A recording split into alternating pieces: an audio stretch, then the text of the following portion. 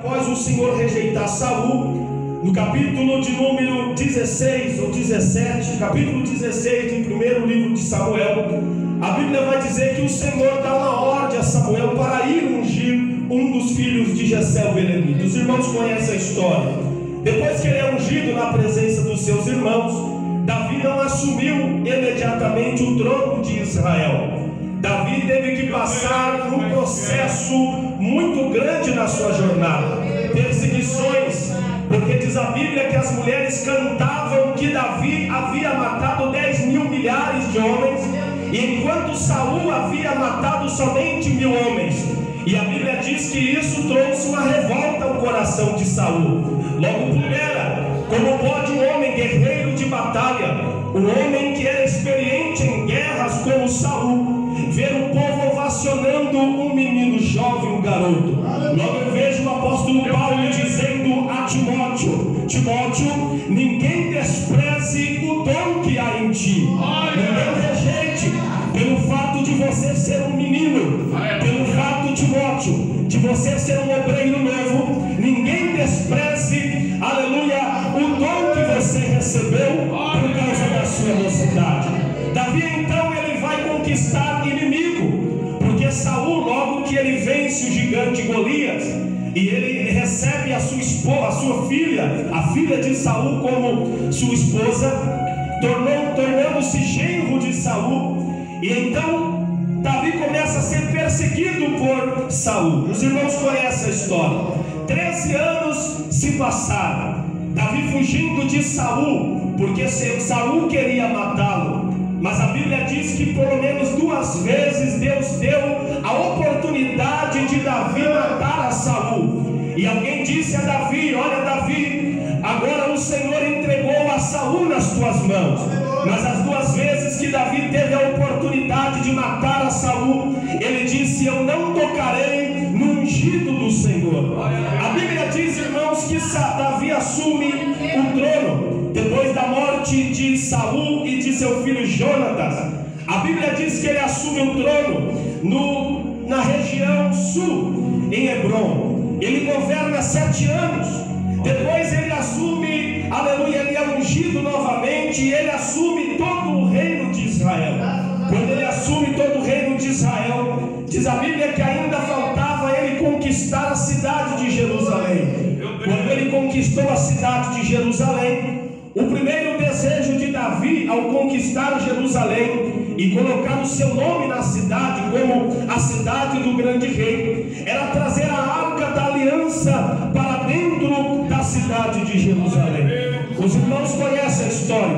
E o texto diz aqui no capítulo que nós lemos, que Davi ele vai ajuntar uma grande multidão junto a ele, porque o desejo de Davi era que a arca do Senhor, a arca da aliança, a arca do concerto de Deus, tivesse presente, aleluia, na capital da onde ele reinava.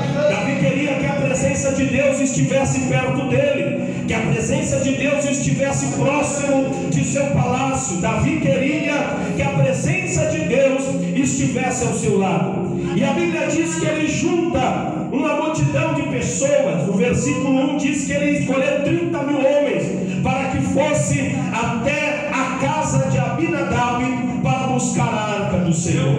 A Bíblia nos diz, irmãos, que ao escolher esses 30 mil homens, a Bíblia diz que ele vai até a casa de Abinadab. O interessante é que Abinadab é aquele que recebeu a arca de Deus quando os filisteus, depois que foi ferido com grande mortandade, com tumores e com uma grande peste de ratos que consumia toda a sua lavoura, a Bíblia diz que os filisteus devolveram de volta a arca do Senhor. E então, quando a arca é levada para a casa de Abinadab, ela ficou 20 anos na casa de Abinadab. Quando nós lemos o texto bíblico dizer que ela ficou 20 anos, a gente não vê nenhuma referência alusiva a alguma coisa diferente que aconteceu na casa de Abinadab. O interessante é que o nome Abinadab significa meu pai é generoso. E aí no texto bíblico eu vejo que de fato Deus foi generoso com Abinadab. Deus foi generoso porque a Bíblia diz que a arca da manifestação da presença de Deus. A arca da aliança representava que Deus estava no meio do seu povo. Logo, Abinadab está tendo a presença de Deus dentro do seu lar, dentro da sua casa, dentro, aleluia, do seu ambiente familiar. Mas a Bíblia não diz nada acerca do que aconteceu durante esses 20 anos na casa de Abinadab que a arca passou. Deus foi generoso, sim, porque o nome Abinadab, eu repito, significa meu pai é generoso. E Deus foi muito generoso com ele, mas ele não soube aproveitar a generosidade de Deus. Ele não soube valorizar o fato de a presença de Deus estar em sua casa. Como muitos dos nossos dias, que o seu Deus foi generoso com você, de te tirar das garras do diabo, de te tirar do reino das trevas e te transportar para o reino maravilhoso da sua luz. O Pai foi generoso comigo e com você. Muitos de nós passavam a noite se drogando, muitos de nós passavam a noite se embriagando, muitos de nós não tínhamos para onde ir e não tínhamos perspectiva de vida, muitos de nós dormíamos à noite e não tínhamos uma esperança de como seria o dia de amanhã. Mas o nosso Pai foi generoso, Ele veio ao nosso encontro, aleluia, e Ele veio na nossa casa. E que nessa noite o Senhor está dizendo para alguém aqui nessa noite, que você não seja como Abinadab, que teve a generosidade de Deus, o privilégio de ter a presença de Deus dentro da sua casa, mas não soube valorizar a graça de Deus. Tem muitos por aí que vêm para a igreja e voltam do mesmo jeito que veio. Tem pessoas que vêm para a igreja e não valorizam a generosidade do seu Pai Celestial. Vem para a igreja, mas não dá glória. Vem para a igreja, mas não dá um aleluia. Vem para a igreja, mas não se esvazia de si mesmo, não se humilha na presença de Deus. Peço do pedestal nessa noite e glorifica o teu Deus, porque Ele foi generoso contigo e Ele te deu a presença dEle.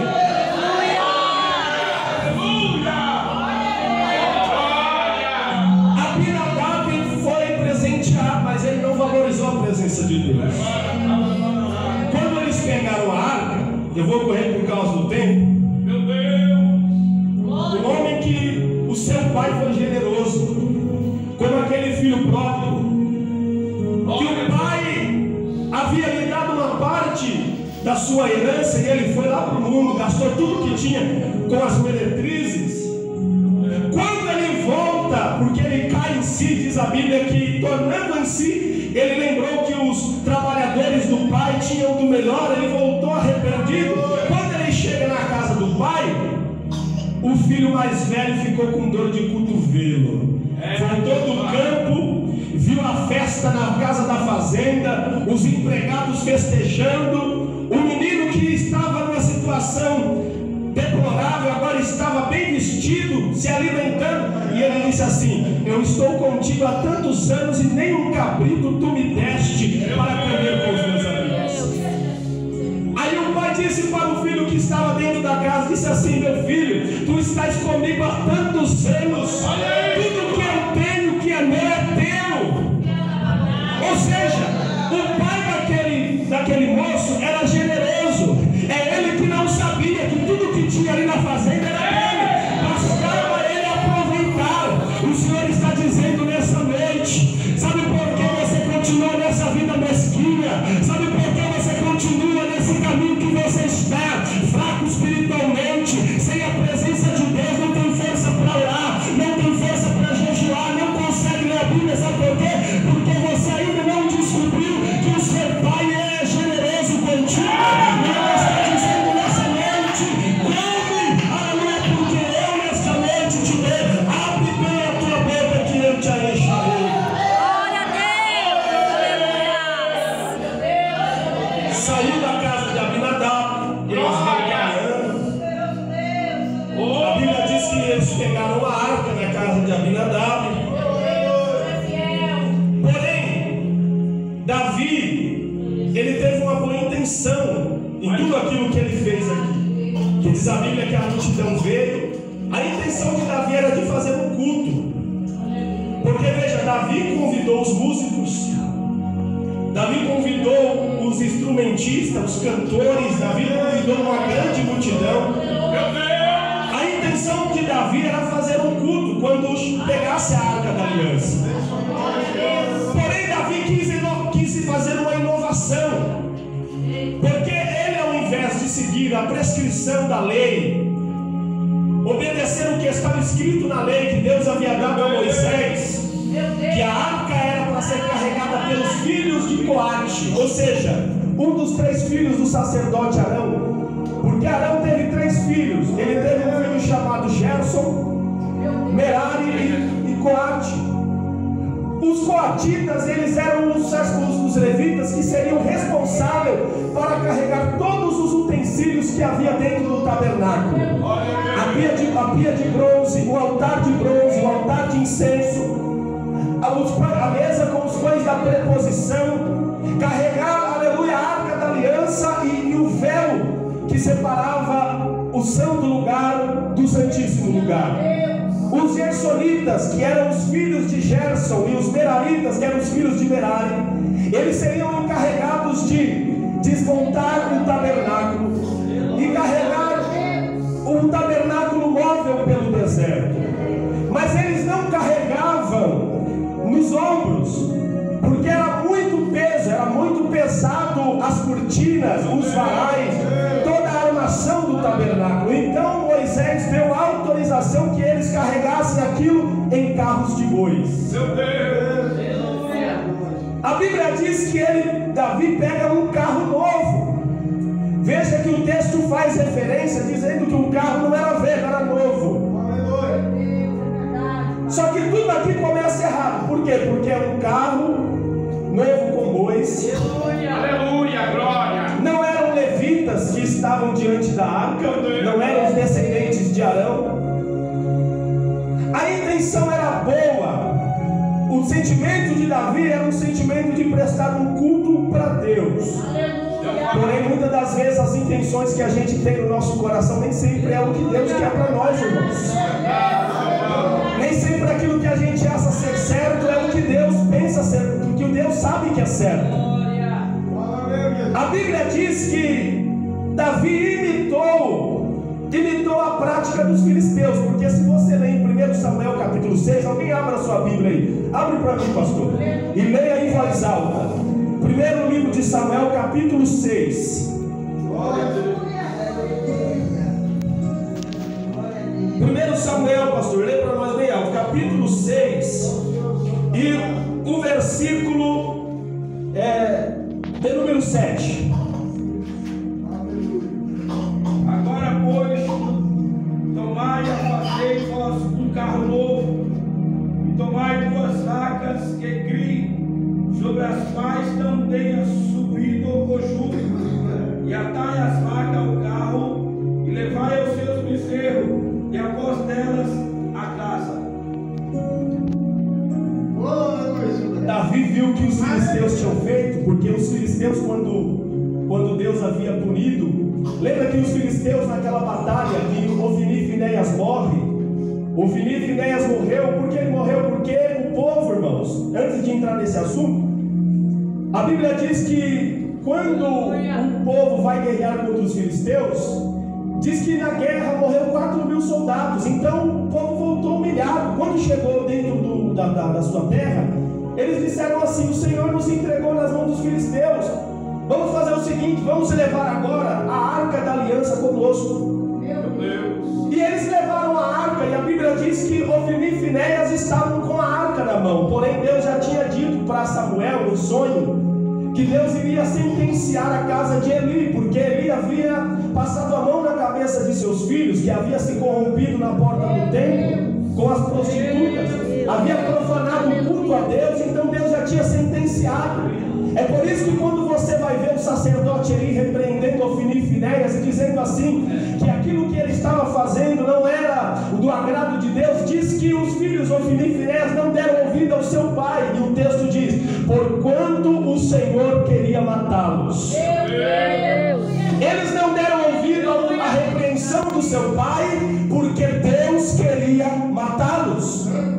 É por isso que você vê gente que não dá ouvido à voz seu pecado é tamanho, a ofensa contra o sangue do Cordeiro, contra o Espírito Santo é tão grande, aleluia, que você pode pregar para ele, você pode falar do amor de Deus para ele, mas a ofensa contra o sangue do Cordeiro, eles pisaram outra vez no Senhor Jesus, crucificaram de novo, aleluia, que não adianta, aleluia, entra no ouvido e sai no outro, sabe por quê?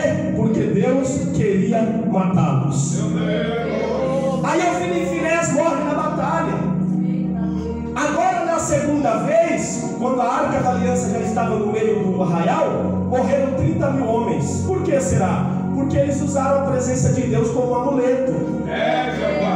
Eu vou repetir.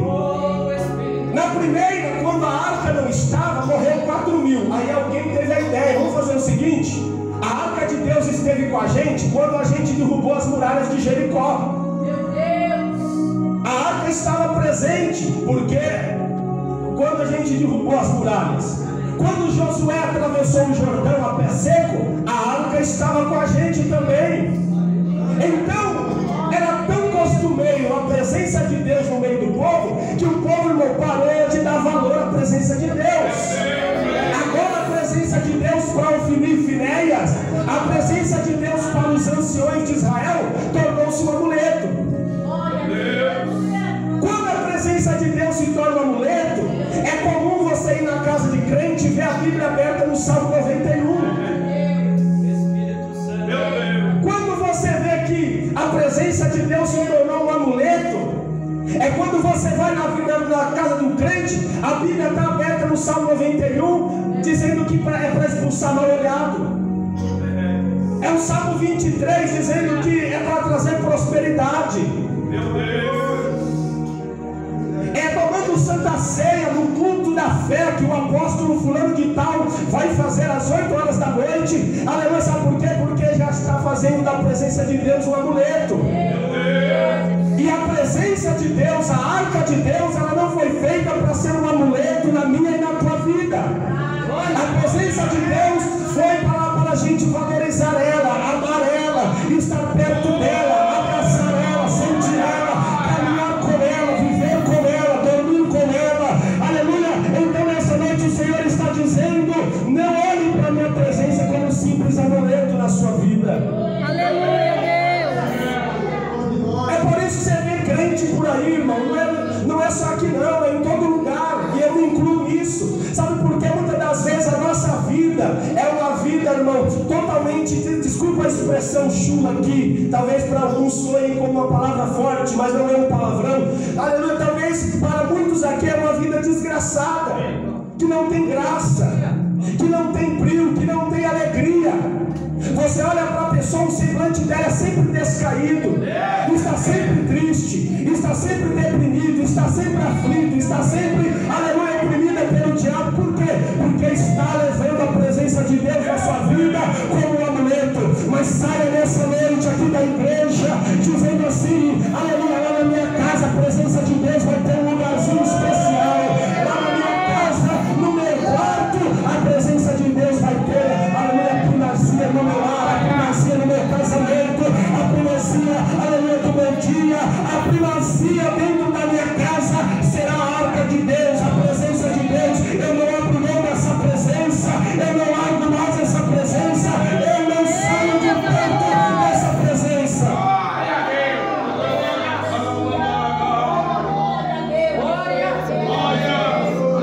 Quando você vê um crente falando língua estranha, irmão, aleluia, não é porque ele, aleluia, ele é fanático, não. Quando você vê um crente pulando do banco, não é porque ele é fanático, não.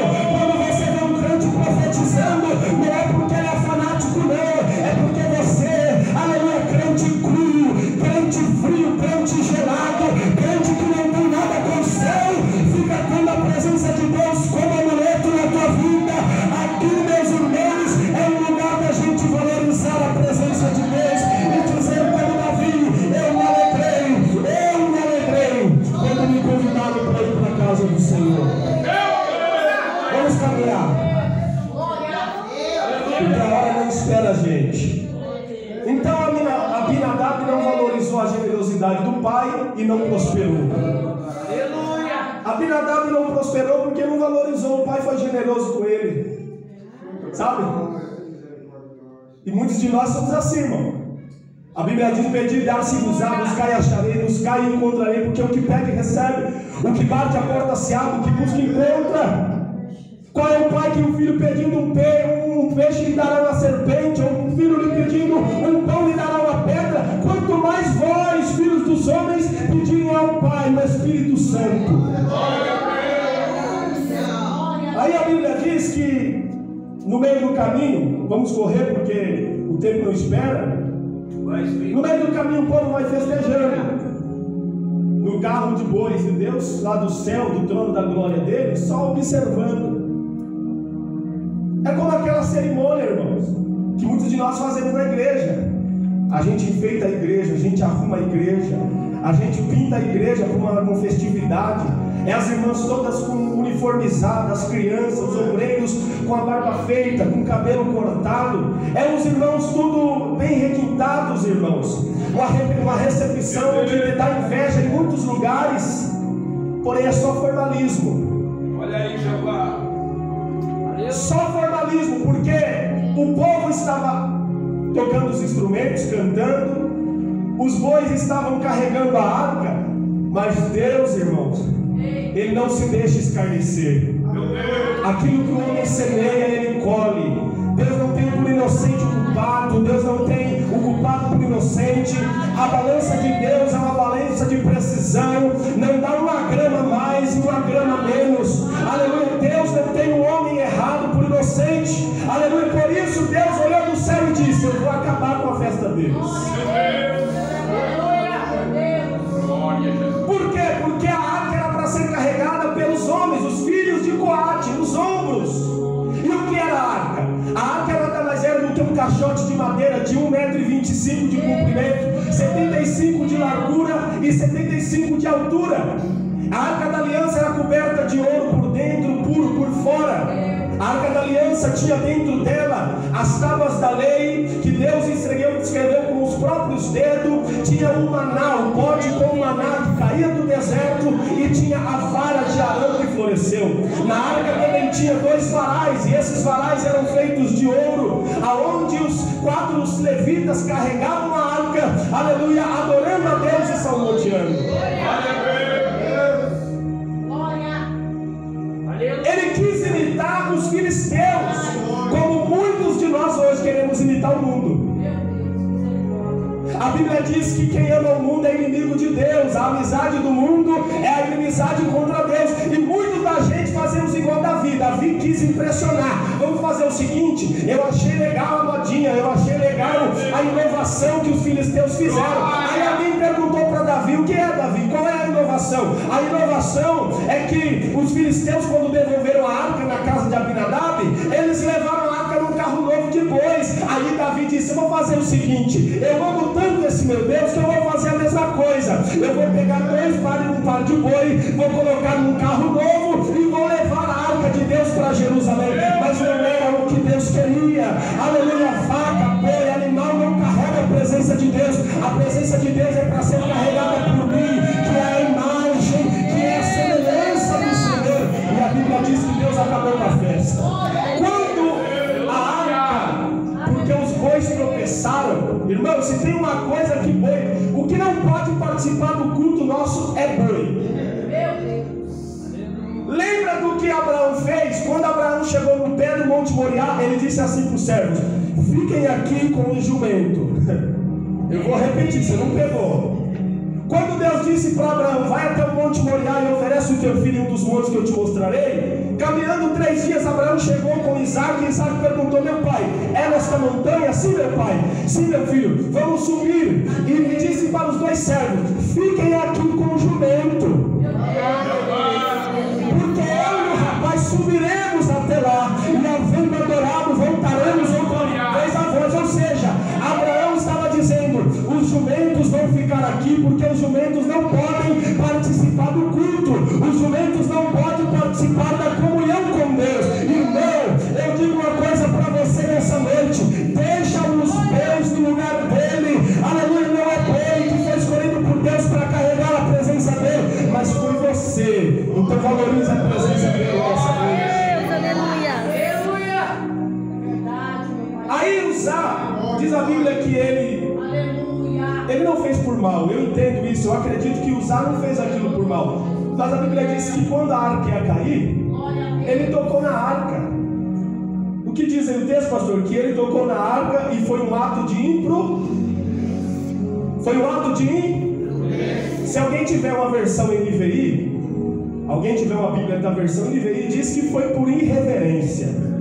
Ele morreu por irreverência. Irmão, se Deus olhasse do céu por tanto de crente irreverente que tem na casa dele, é crente mastigando chiclete dentro do culto, é crente que mastiga chiclete, cola debaixo do banco para ninguém ver, é crente toda hora indo no banheiro. Eu entendo, se você tem uma continência urinária, um problema de bexiga, é compreensível, mas tem crente, irmão, que parece que o diabo atenta a ele.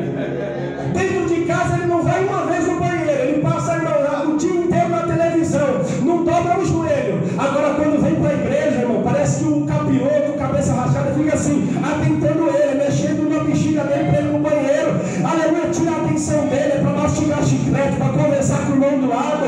Irmão, se Deus olhasse para nós, como olhou para Uzá naquele dia, que tocou na presença, aleluia, com irreverência e morreu, muitos de nós estaríamos mortos. Porque a gente sai de casa e a gente não lembra mais para onde nós está vindo. A gente vem para a igreja como se a gente tivesse ido por parque, para a casa do amigo tomar um café. A gente vem para a igreja e a gente não discerne mais, a gente não tem mais um autoexame para onde nós estamos indo. A gente já não tem mais o temor a Deus, aleluia, da onde nós estamos vindo. É por isso que muitas das vezes a gente vem para a igreja cru e volta cru. A gente vem para a igreja, aleluia, morto e volta, irmãos, como um vale de ossos secos. Sabe por quê? Por causa da nossa irreverência. A gente não tem temor a Deus, a gente não valoriza a casa de Deus. Irmão, aqui não é parque de diversão, aqui não é shopping, aqui não é a casa da mãe Joana, não é a casa do tio João, onde você vai para tomar café e comer pão de fubá, não. Aqui é a presença do Altíssimo, aqui é a presença de Deus Todo-Poderoso, aquele que tem o seu trono estabelecido nos céus e o seu governo sobre tudo. Aleluia, você está na presença do Deus Todo-Poderoso, que para ele as nações são como um pingo de água dentro de um balde. Você está na presença do Deus Poderoso. Então, a partir de hoje, quando você voltar para casa, faça um autoexame e diga: a partir de amanhã, meu culto vai ser diferente. Eu não vou levantar de manhã e já ir para a televisão, não. Eu vou levantar e já vou dobrar meu joelho no cantinho da minha cama. Eu vou pedir para a presença de Deus estar comigo durante o meu dia. Aleluia, valorize a presença de Deus na sua vida. Se pela imprudência Uzá morreu, muitos de nós era para estar perdidos, irmãos. Porque a gente já não discerne mais, a gente vem para culto de Santa Ceia e a gente faz como o apóstolo Paulo disse, que na igreja de Corinto, o povo, eles banalizavam a Santa Ceia, porque uns comiam na frente, não esperavam os outros, uns enchiam e fartavam-se do pão e do suco de uva, e outros ficavam, aleluia, esperando, chupando os dedos. Então Paulo disse: examine-se o homem a si mesmo, e cada um coma do pão, beba do sangue, ou cada um coma do pão e tome do cálice, para você não comer para a sua própria condenação. Porque se nós julgássemos a nós mesmos, nós não seríamos julgados. Sabe por que os nossos cultos são cultos frios, fúnebres, aonde o pastor precisa ficar assim: clama a igreja, clama a igreja, clama a igreja, clama a igreja, clama a igreja. Sabe por quê? Você não ora, você não tem força para orar? Porque você é irreverente. Pastor, eu vou entregar tudo que Deus colocou no meu coração aqui nessa noite. Sabe por quê? Aleluia, você vê, irmãos, essas coisas acontecendo na igreja. Aleluia, você vê Jesus operando na vida de A, operando na vida de B, a sua vida é a mesma sempre.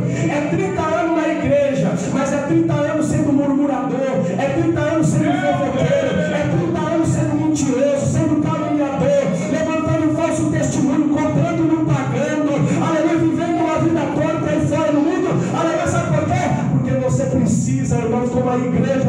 Éfeso: arrepende de onde caíste e volte ao primeiro amor. Essa palavra é dura mesmo, irmão, mas é melhor você ir para o céu com dificuldade, é melhor você ir para o céu rastejando, sofrendo, do que você ir para o inferno, aleluia, com a vida fácil. Você acha que a presença de Deus, irmãos, é fácil você ter ela na sua vida? Não é não, irmãos. Aleluia, glória. Vamos seguir para me entregar e terminar, porque a hora já foi. Depois que Uzá morreu, Davi, diz a Bíblia, que ele ficou com medo. Porque, irmão, quando um crente faz coisa errada, a primeira coisa que ele faz é sentir medo. Você sabia disso, né? Quando a gente peca, comete um pecado, a gente está passando na rua e está vindo a irmã Lourdes. Passando na rua, a irmã Lourdes, eu vou até mudar de caminho, porque a irmã Lourdes está vindo, quero falar para o Senhor para ela.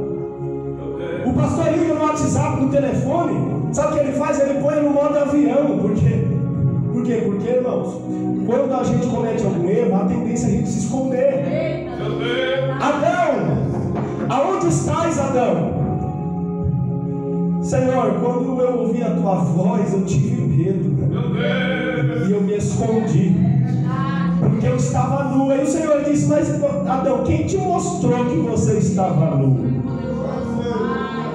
Quando o homem peca, irmão, ele quer fugir de Deus. Quando o homem peca, ele quer estar mais longe de Deus o possível. Mas eu te digo uma coisa: se você um dia, irmãos, aprovou do sangue do Cordeiro, se um dia você experimentou da graça de Deus, você se envolveu com Deus, se enrolou com Deus, nunca mais você desenrola. Você pode correr, você pode fugir, você pode se esconder, aleluia, no mais profundo do mar do oceano. Não tem jeito, não tem como. Aquele que se enrolou com Deus uma vez não se desenrola nunca mais. É a mulher de Pilatos: não te envolvas com este justo, porque esta noite muito sofri por causa dele. Aleluia, não te envolva, irmão, não tem como não se envolver com Jesus. Ou você se envolve hoje, entregando sua vida para Ele, se arrependendo, aleluia, se humilhando, se quebrantando, chorando, reconhecendo que você é pó, que você é cinza, que você não tem, que você não faz, que você não é, que você depende dele. Ou então um dia você vai ter que ouvir: apartai-vos de mim, malditos, para o fogo eterno, reservado para o diabo e seus anjos, porque eu nunca te conheci. Não tem como, irmão.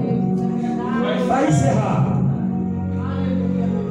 Aí Davi ficou com medo e diz a Bíblia que ele temeu e fez uma pergunta. A pergunta que Davi fez foi a seguinte, versículo 9: como virá a mim a arca do Senhor? Deus é bem. Davi tinha que ter feito essa pergunta no começo. Glória a Deus. Porque depois que a vida está destruída, depois que perdeu o casamento, depois que o casamento virou um divórcio, depois que os filhos, por causa da falta de seus conselhos, dos meus conselhos, dos nossos conselhos, se envolveu no mundo onde não era para se envolver, e agora você está perdendo noites de sono, chorando perante Deus, pedindo para Deus libertá-lo das drogas, do mundo onde está, das más companhias. Aleluia, poderíamos nós ter agido antes. Agora foi tarde. Ele perguntou: como pode vir a mim a presença do Senhor? Quando ele perguntou isso, e ele deixou a arca na casa de Obed-Edom, diz que Obed-Edom prosperou. Pastor, eu te pergunto, sabe por que Obed-Edom prosperou? O senhor sabe? Alguém aqui sabe por que Obed-Edom prosperou? Porque a Bíblia só diz que Davi deixou a arca na casa de Obed-Edom, só isso. E que ele, a sua casa, foi uma casa próspera. Só isso. Mas o texto não vai dizer, você não vai ver o texto dizendo o que Obed-Edom fez. Eu sei o que Obed-Edom fez.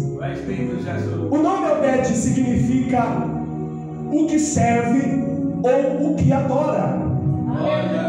O nome Obed significa adorador. E se tem um lugar gostoso de abrigar a presença de Deus, é na casa de adorador. Ela lavando louça e ela está adorando. Ela lavando roupa e ela está adorando.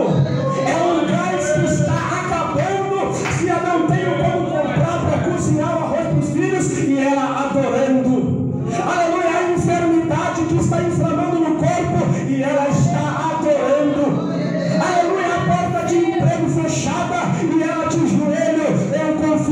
ti, tu és Deus de eternidade a eternidade. Aleluia. Se tem um lugar teu para a presença de Deus está, é na casa do adorador.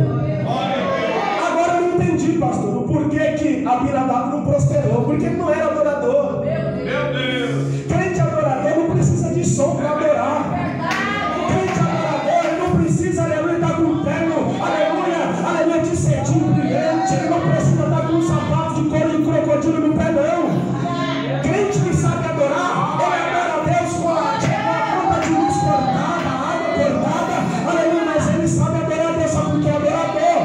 Jesus disse, aleluia, eu não estou à procura de adoração, eu estou à procura de verdadeiros adoradores que adoram ao Pai em espírito em verdade, e a hora é esta em que os verdadeiros adoradores adorarão. Abinadab não prosperou porque ele não era adorador, não. Agora, se tem uma pessoa que cuidou bem da arca da presença de Deus, sabe aquele irmão que quando compra o primeiro carro? Aleluia. Eu não tenho carro, mas um dia Deus vai me dar um, eu creio. Mas quem compra o primeiro carro, irmão, é sempre assim, ó, presta atenção. Ele lava o carro todo dia passa pretinho na roda, ele vai conferir se os pneus estão cheios. Ele tem mais filhos do carro do que da esposa. Se alguém se aproximar do carro, irmão, ele fica no culto assim, ó. Ele está aqui no culto e ele fica toda hora olhando para ver se tem alguém perto do carro. Ele até fala assim pro obreiro: olha, toma cuidado do meu carro. E sabe por quê? Porque é o zelo, sabe? Então adorador é assim. Obed-edom era assim na arca de Deus. Quando alguém queria se aproximar, irmãos, ele sabe por quê? Porque este é o espírito de alguém que sabe, aleluia, quem é o Deus que ele serve e quem é o Deus que ele adora. É por isso que você vê crente doido por aí dando pirueta, aleluia, fazendo um monte de malabarismo na igreja, na presença de Deus, e tem gente que fica escandalizada. Para que isso? Para que isso? É muita meninice. Para que essa bagunça toda? Não precisa gritar, não precisa, aleluia, fazer isso, essa gritaria não. Mas quando você estava no mundo, pulava carnaval a noite inteira. Quando estava no mundo, né, bebia a noite inteira, se prostituía a noite inteira. E hoje que está na igreja, o mundo tem que ser assim, ó. Tudo bonitinho, organizado. Aleluia. Sabe, todo mundo tem que falar na mesma altura. É tudo do jeitinho que como que posso dizer, os bons costumes pedem, né? Meu Deus. Mas adorador não é mal educado. Se tem uma coisa que adorador é mal educado. É no ônibus ele está cantando, é trabalhando ele está cantando, é na empresa ele está cantando, ele não se importa se as pessoas vão chamar ele de doido, de fanático. Sabe por que ele não se importa? Porque ele sabe, aleluia, que ele tem dentro dele, ele sabe que dentro dele, aleluia, ele carrega a arca de Deus, a presença de Deus está dentro dele. Então, para encerrar, vamos seguir para encerrar, mas mais um minuto, pastor. Diz que ele prosperou, por quê? Porque ele era adorador. É por isso que crente que adora a Deus, quem adora a Deus sempre tem resposta. A minha mãe é analfabeta. Minha mãe não sabe ler nem escrever. Mas uma mulher de oração, uma mulher que quando eu me perdi nas drogas, com 11 anos de idade, ela sempre orou por mim. O meu pai preso, veja a situação, meu pai preso, o meu irmão mais velho preso, eu perdido nas drogas, roubando, e as pessoas olhavam para mim e diziam assim: esse garotinho aí vai passar de 15 anos de idade. O meu irmão saiu da prisão e eu virei parceiro de roubo do meu irmão. E cada dia eu me afundava mais na cocaína, cada dia, me perdia.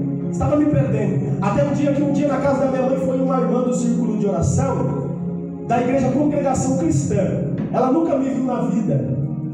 Ela não sabia que eu cantava desde criança. Desde 5, 6 anos de idade eu cantava na igreja em dupla. Ela não sabia. Eu me entrei drogado. Ela não conhecia minha mãe, porque essa irmã veio de longe. Deus disse para ela ir na casa da minha mãe, mostrou o endereço dele para mim, da minha casa. Quando ela me viu, ela disse assim: irmã, e esse moço? Minha mãe disse: é o meu filho.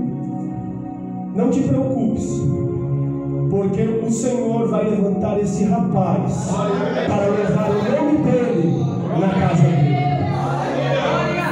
Poucos dias depois eu estava voltando de um bar que eu vivia, drogado, criança, porque a 11 anos de idade eu era criança, drogado.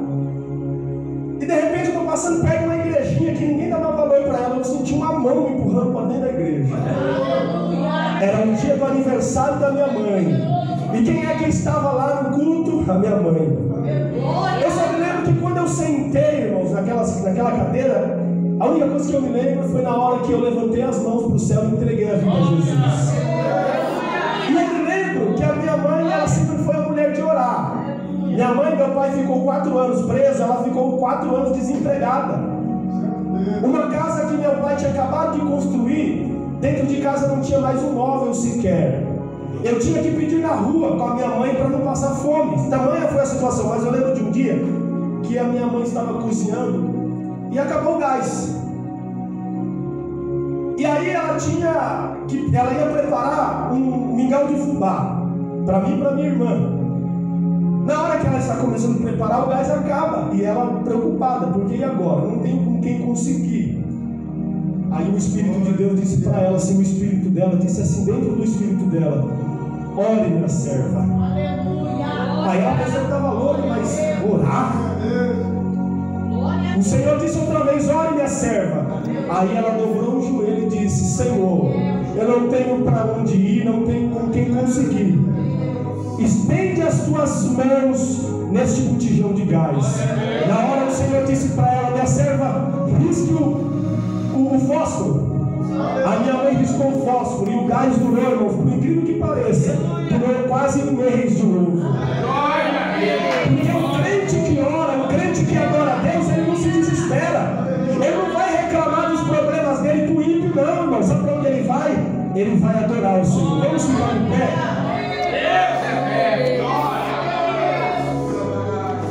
Adorador é assim, ele não tem hora, ele não tem momento. Ele pode estar com o bolso cheio, ele pode estar com a conta lá, com 100 mil reais lá depositado. Ele pode ter chácara, sítio, como também pode morar de aluguel, ou até mesmo morar debaixo de uma marquise. Mas quando ele sabe que quem está dentro dele, irmão, não tem hora, não tem lugar.